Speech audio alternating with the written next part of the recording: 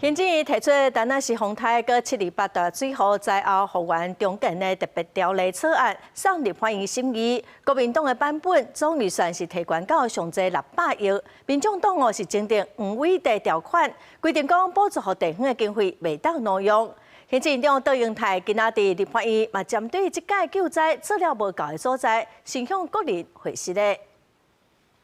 上天给我们这个考题，我们愿意承担未来的责任，我们也愿意为这一次所有的不足，向国人表示最大的歉意。行政院长杜英泰为进行台南市丰泰到7月28大水河影响向国人回示哩。行政院通过560亿个灾后复原重建特别条例草案送入欢迎审议。那被党团也分别提出因的版本，其中民众党明定中央的执行的进度数字，按每季送入欢迎审议，要求设资讯专区，搁设5位的条例规定补助未当刷去别用途。前瞻基础建设计划当中，补助给台南市，要让他们去清淤的钱，竟然19件提报给中央的，只有3件跟清淤有关系，8成以上的经费全部都被挪用了。请问黄伟哲市长，什么时候要出来面对？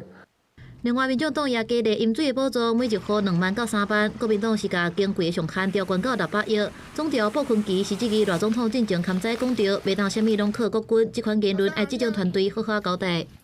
我到每个灾区，我都会向当地的指挥官表达最高的谢意。国防部也要履行救灾视同作战，可以吗？可以。风雨过去啊啦，日头出来啊啦，光电板会使发电啦，电送袂出去啦，看有着电，用袂着电。在这个地区啊，都要形成一个智慧电网，有需要的时候，它就可以马上直流切换到交。关键是要储能。是。目前特别条例草案经费是分期编列支用，施行期间对生效迄天开始到2027年的12月31日，会当伫立法院同意了后搁延长。因若受损长地区是由行政院来公告，杜永泰也承诺会请主管机关放令认定，互人民搁较大的支持。国际新闻采访报道。